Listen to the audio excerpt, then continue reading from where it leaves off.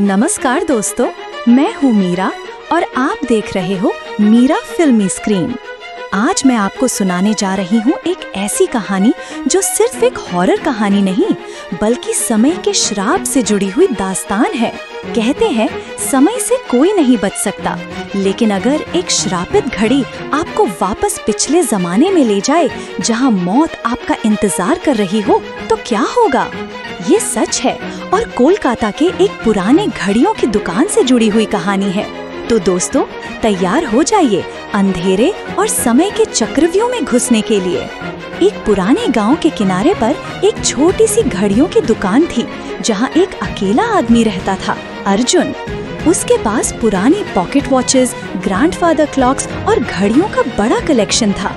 लेकिन सबसे अजीब चीज थी एक काले रंग की घड़ी जिसमें कोई नंबर नहीं था, सिर्फ 2 तीर थे जो कभी रुकते ही नहीं थे। गांव वालों का कहना था कि वो घड़ी श्रापित है और जो भी उसे चलाता है वो समय के चक्रव्यूह में फंस जाता है। अर्जुन हमेशा हंसते हंसते कहता, समय को कौन रोक सकता है, घड़ी बस घड़ी होती है। एक रात तेज बिजली कड़की जब बारिश का तूफान गांव पर टूट रहा था, अर्जुन ने वो काली घड़ी उठाई और उसे चलाने की कोशिश की। जैसे ही उसने क्राउन घुमाया, घंटी की तरह एक तेज टिक टिक गूंजी और पूरा कमरा अंधेरे में डूब गया।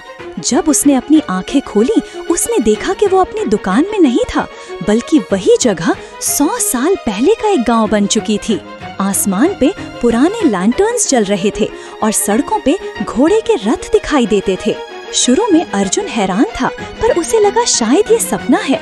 लेकिन जब एक औरत उसके पास आई पुराने जमाने के कपड़ों में और उसने कहा, तुम यहाँ के नहीं हो, तुम वक्त तोड़ कर आए हो, तो अर्जुन का खून जम गया।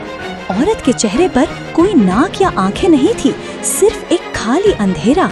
उसने अपने बोनी हाथ से अर्जुन की घड़ी पकड़ी और फुसाहट में बोला, जब समय खुद तुम्हें पुकारता है तो वापस लौटने का रास्ता नहीं रहता।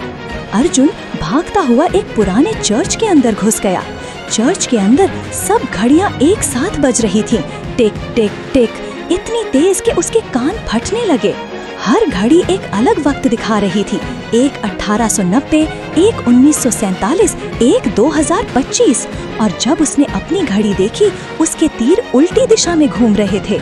उसके सामने एक दरवाजा खुला और उसने देखा कि उसके अपने भविष्य का रूप उस दरवाजे के उस पार खड़ा है, बूढ़ा, थका हुआ और चीख रहा है, मत जा, वापस लौट आ, ये रास्ता मौत का है। लेकिन घड़ियां रुक चुकी थीं, समय का चक्रव्यूह बंद हो गया था। अर्जुन अपने आप को एक बार फिर बिजली की चमक में देखा और जब होश आया तो वो अपनी दुकान में था। सब नॉर्मल लग रहा था, लेकिन उसके सामने काउंटर पे एक पुराना अखबार पड़ा था जिसमें हेडलाइन थी, घड़ियों का व्यापारी अर्जुन 1925 में गायब हो गया, आज तक उसकी लाश नहीं मिली। अर्जुन ने धीरे से अखबार उठाया और पीछे से वो खाली आंखों वाली औरत की आवाज आई, मैंने कहा था ना, वापस लौटने का रास्ता नहीं होता। घड़ी टिक टिक करते हुए बंद हो गई।